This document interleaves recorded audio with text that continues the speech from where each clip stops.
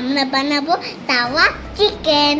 প্রথমে chicken marinate করব, কোন ব্লেন্ড করব।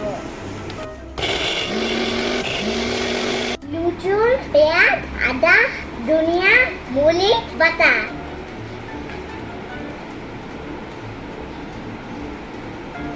আমরা দিব বারবিকিউ মশলা। এখন দিব সয়া সস, টমেটো সস দিব।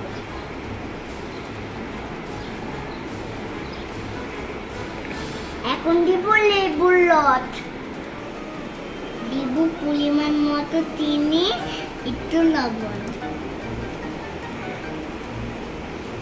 এখন দিব টক দই, দিতে হবে সরিষার তেল। ভালো করে ম্যারিনেট করে 3 ঘন্টা রেখে দিব, তারপর বাটবো।